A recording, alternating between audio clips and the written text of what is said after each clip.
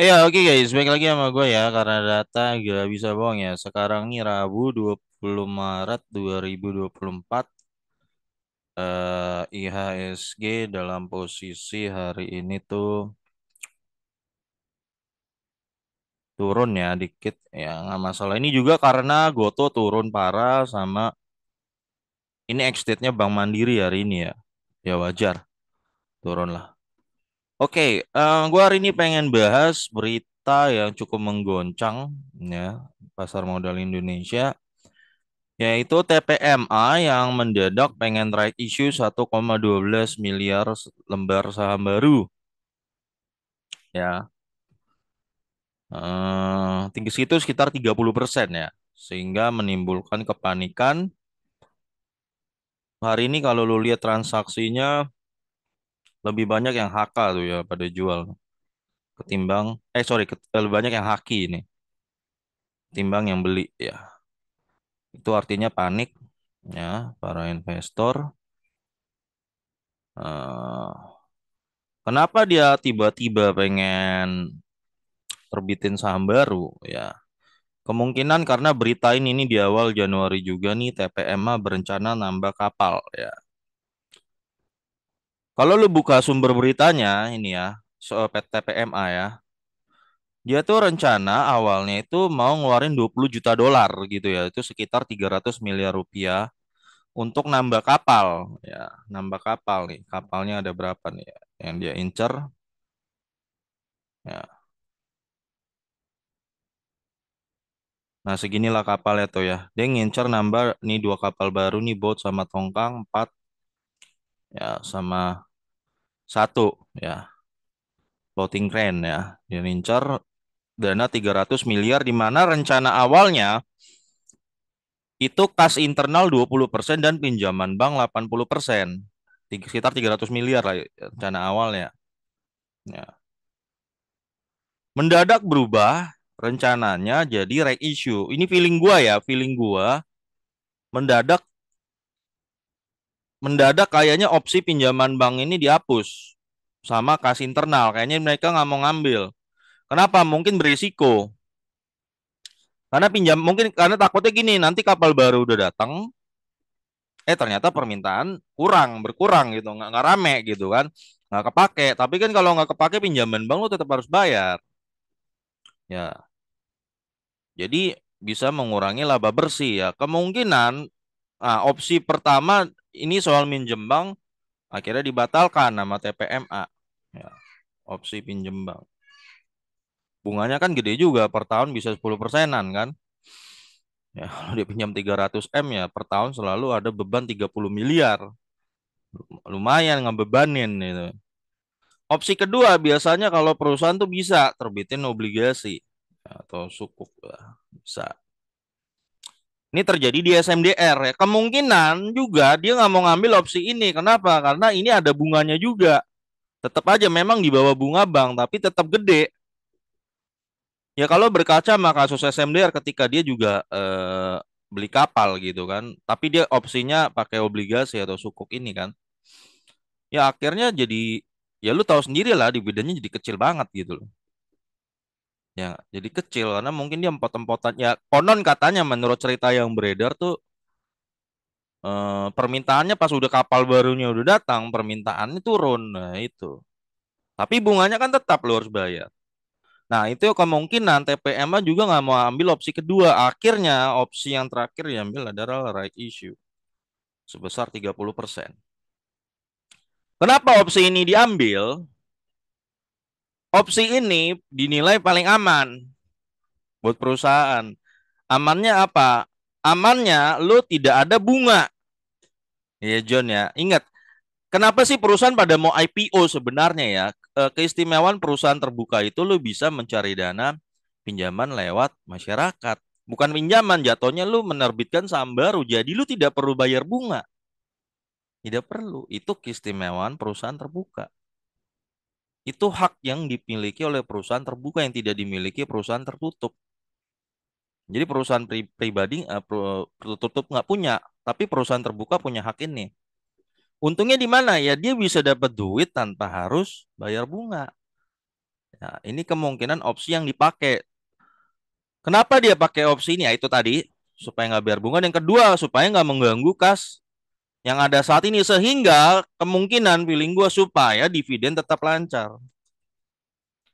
Sumpama nanti ketika dia beli kapal dan ternyata permintaannya stuck gitu ya dan kapalnya nggak kepake ya dia nggak rugi. Dia nggak perlu bayar bunga soalnya. Paham ya Jon ya? Jadi dia nggak perlu bayar bunga. Kalau ini, kalau dia udah pinjem atau yang satu opsi satu dia udah pinjem, ternyata sepi, tetap harus bayar bunga, jadi beban, gitu kan. Nah, jadi kemungkinan right issue, oke, kita sepakat bahwa right issue-nya cukup gede, 30% ya, cukup bikin dilusi. Tapi kita coba lihat dari sisi lain ya. Nggak, maksud gua, coba kita nanti hitung-hitungan, bener nggak, worth it nggak 30%-nya ini? Ya, worth it nggak ya kalau memang 30% dan ternyata dari hasil permodalan baru ini benar-benar bisa mencetak keuntungan, ya lu sebenarnya bisa jadi cuan. Sebenarnya. Ingat ya guys, nggak semua right issue busuk, nggak semuanya ya. Tapi banyak yang busuk nggak memang banyak. Ya makanya ini coba kita lihat bareng-bareng ya semuanya. Jadi tujuannya memang murni pengen beli kapal ini. Soalnya kalau ngutang nggak mungkin, dia utangnya kecil dernya kan. TPM cuma 29%, kecil, nggak mungkin. Ya pasti ini udah sesuai ada beritanya, dia pasti mau beli kapal. Segede ini dia pasti incer beli kapal memang. Nah, oke, kita akan bahas dulu laporan keuangannya sebelum right issue ya. Ini laporan keuangan Q4 2023 sebelum right issue. Setelah itu nanti kita coba adain simulasi. Setelah dia udah coba right issue berhasil, bener nggak? Harganya masih worth it? Harga worth it-nya di berapa nih setelah right issue? Kita akan coba itu. Oke, ini sebelum right issue dulu ya. Ya, kita akan coba hitung. Oke, sebelumnya kita screening dulu ya sebentar. Dia DR-nya di angka 26%. Kecil ya, utangnya dia kecil. Oke. Nah, ketika nanti right issue John nggak ngaruh, dia nggak nambah utang. Jadi lo nggak usah takut dernya ya, karena dia dapat pendananya bukan dari utang nih. Jadi lo nggak harusnya sih kecil kemungkinan terjadi kayak di SMDR gitu loh ya. Kecil. Jumlah pemegang saham ada 6.595 ya. Dan transaksi harian hari ini 12 M ya. 12 M lebih kebanyakan karena panik. Ya, oke. Nah, sekarang yang nggak boleh kita lupakan ya, apalagi ini adalah dividen historinya. Coba kita mau cek ini emiten bener rutin nggak bagi dividen. Kalau dia rutin bagi dividen,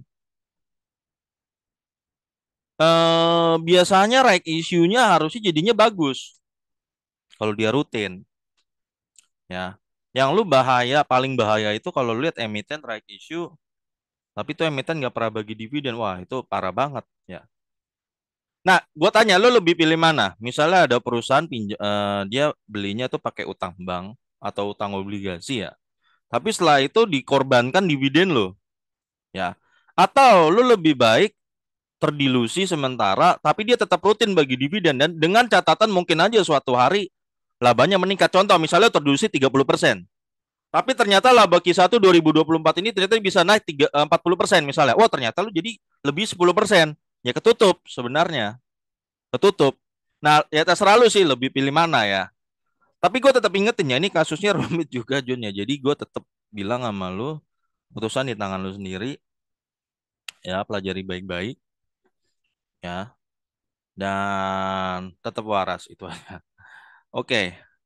Nah, kita cek dulu dividen historinya ya, supaya kita lihat dulu dah kredibilitas pengendalinya nih. TPMA 2014 dia bagi ya. 15, 16 nggak bagi. 17, 18, 19, 20, 21, 22, 23 ya. Itu dia selalu bagi. Jadi bisa dikatakan dari 2017 nih ya sampai 2024 ini udah 6 tahun ya dia cukup rutin bagi lah 98% mau 97% mungkin rate-nya ya. Jadi dari dividen lumayan rutin ya, untuk TPMA ini ya. Dan memang kalau lu jadi dari kalau lu lihat kinerja tahun ini ya tahun 2023 lu memang lihat dia cuan gede malah di Q4-nya ya. Jadi prospeknya sih memang bagus gitu ya. Ya kemungkinan itu juga yang dilihat sama petinggi TPMA kan. Tapi Ya ini dia coba ambil resiko. Oh ya, berani nggak? Itu ya. Nah, oke, kita lihat laporan keuangannya dulu nggak? Eh, Keluaran keuangannya dulu guys. Ya. Ekuitas 1,1 T, 1,1 T, lalu 1,3 dan sekarang 1,4 ya. Naik sekitar 4%-an nih John ya, 4,22. Lembar saham beredar 2,6 miliar, book value sekitar 540 guys. Harga saat ini ada di 670, itu PBB 1,2 ya. Laba 32 miliar, lalu naik, nah 89%, 61 miliar, lalu naik 221 miliar, 261%, dan tahun ini naik 37% ya, ke 305 miliar. Jadi misalnya gini John, seumpama walau kan terdilusi 30% gitu kan. Tapi ternyata laba tahun 2024 naik 45% misalnya. Ya sebenarnya lu balik balik modal cuan. Nggak masalah terdilusi tapi labanya dia bertumbuh. Dan kalau misalnya 2025 dia bertumbuh lagi 20% ya lu makin cuan gitu loh. Ya. Nah, tapi itu kan masih di ranah spekulasi gitu kan. Kita cuma menduga-duga kalau kalau betul terjadi gitu sih cuan. Nah, tapi kalau ternyata makin boncos gimana? Nah, itu. Nah, jadi lu tetap tetap waras dan perhatikan resikonya, hitung-hitungan resikonya ya. Nah, right issue dia pasti jualan di bawah harga pasar, John. Jualan di bawah harga pasar. Kalau hari ini 670 ya kemungkinan dia akan coba jual di 550 atau 500. Tujuannya apa? Supaya laku right issue-nya. Ya. Jadi otomatis dampak negatif dari right issue itu nanti harga sahamnya turun dulu ke harga pelaksanaan. Nah, tapi itu bisa jadi momen kalau lo emang yakin perusahaannya tuh bagus, emang bener buat ekspansi nih right issue ya. Lu kalau ambil di Gopek misalnya ya, lu kan nggak perlu harus tebus kan, tapi lu bisa pas harganya jatuh, lu bayarin orang-orang yang panik. Lu jual, nah lu bisa ambil di harga itu bisa jadi cuan. Contoh BRIS. Waktu right issue orang pada takut jebol sampai 1.100 sampai 1.000 lah gue lupa. Tapi lu sekarang tahu BRIS harganya berapa ya kan? Beggar lebih tuh. 1% lebih tuh beggarnya tuh. Kalau lu berani ambil di harga jatuh-jatuhnya dia itu. Di saat orang takut. BRI juga waktu right issue orang pada takut. Akhirnya kan robo gue inget 3.700 apa 3.600 gitu kan. Kalau lu ambil di rank-rank segitu saat itu. Sekarang harga BRI udah berapa? 6.100. Lu cuan kan hampir 100% tuh. Hanya dalam waktu singkat. Jadi momen ini bisa dimanfaatkan kalau lu pinter. Bisa. Kalau lu pinter dan berani. Tapi tetap resiko lo tanggung sendiri kalau ternyata gagal, ternyata semuanya berantakan. Rencana ya selalu ada di sama ada resiko itu. Ya. Oke. Ya jadi dia naik 37% ya. Gede. IPS-nya dia punya 115 sekarang ya. Ya, tahun lalu cuma 84. Dividen 22 ya, yield 6%, lalu 12, yield 3%, lalu 60, yield 12%. Tahun ini dia udah bagi interim ya. 4,4%. Jadi finalnya itu kira-kira dia kan bagi 71 nih. Jadi finalnya itu kira-kira 71 berarti 46% lagi ya. Oke, 46%. Gampangnya gini aja deh. 115 kali 71%. Ya.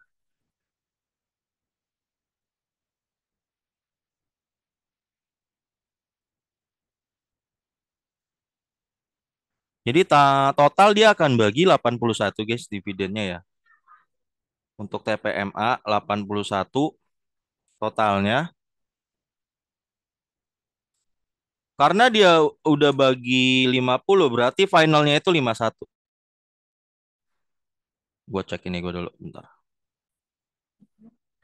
Ya, finalnya tuh kira-kira 51 Johnnya. Jadi kalau di harga sekarang tuh finalnya kira-kira ntar, 51 dibagi 670. 7,6 ya. Berarti tambah final interim berarti 4%-an ya sekitar 12% per tahun ini Richard. Ya. Berarti kalau bagi 81 ya total 81 kan. 81 bagi 670 berapa? Totalnya sih 12% benar, 12%. Berarti harga warasnya untuk saat ini itu ada di angka 810 kali 20 dan 1620. Dia 1620 baru mahal nih. Nah, ini sebelum reg issue ya. Kalau memang reg issue-nya jadi ya. Ini sebelum reg issue kira-kira dia ranknya di sini.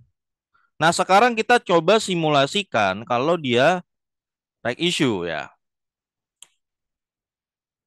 Yang kita nggak tahu kan harga pelaksanaannya, tapi kita nerka-nerka lah.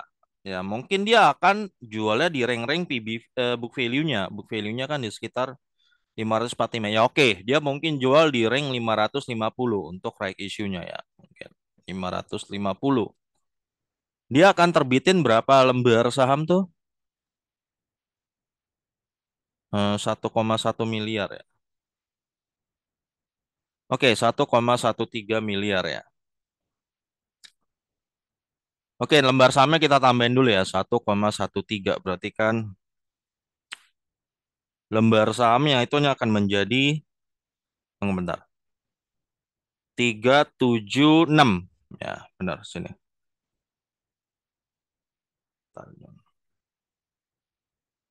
Jadi total nanti beredar akan jadi 3,7 miliar gini guys ya. Totalnya beredar.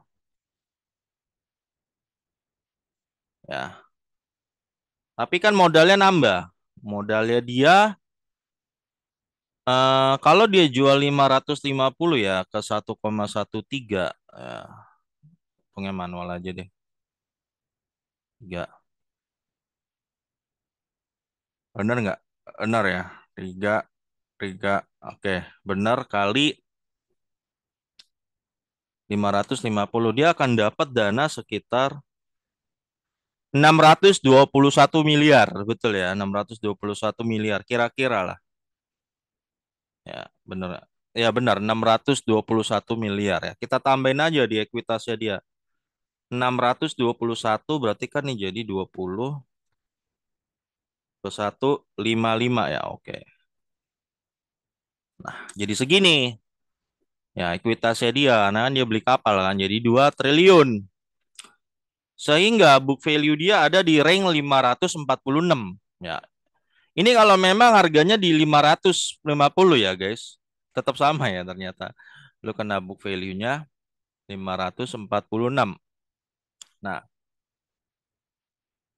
kita lihat ROE biasanya dia kan ada tadi tuh di angka sebelum itu kan tadi sih gue lihat 25% ya ROE-nya mana tuh. Nggak ini ROE sesudah nih, tunggu bentar-bentar.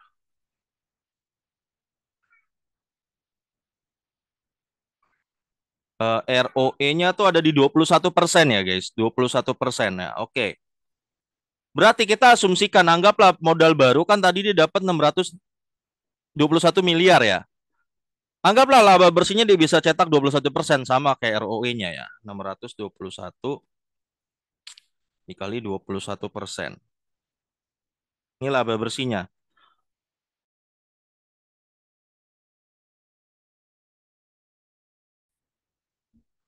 Iya, jadi kalau labanya berhasil itu dia dapat tambahan 130 miliar baru ya. 130 miliar, maka labanya total menjadi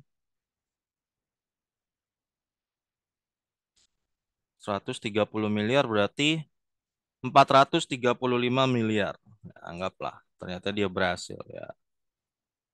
Maka itu total ROE 21% ya. Dan EPS tetap ada di angka 115. Tetap ya. Ternyata tetap guys ya, 115 ya. Ini kalau dia berhasil cetak laba ya. Jadi kalau berhasil cetak laba, kinerjanya nggak minimal 1 tahun sama dulu gitu loh. Ya, 115 tetap ya. Jadi harganya kalau dia bagi 70% ya berarti bagi 81. Tetap ini kalau dia berhasil cetak laba. ya. Jadi kalau dia berhasil cetak laba, maka harganya sampai 1.620. Ini sesudah right issue ya. Sebelum right issue juga segitu guys. 810 sampai 1.620. Nah, ini ya. Nah, ini juga ini sesudah right issue tapi kalau dia berhasil cetak 130 miliar laba baru ya. Nah, kalau ternyata dia gagal cetak laba tapi udah right issue itu jadi berapa ya? Berarti jadi kurangin aja, kurangin. Nah, ternyata dia dia udah right issue tapi ternyata gagal dapat laba baru dan ternyata tetap 305 miliar ya.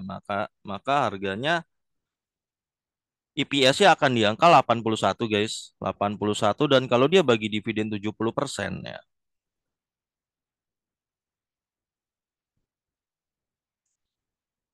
Maka dia cuma bisa ada bagi 56 ya. Berarti harga warasnya 56, 560.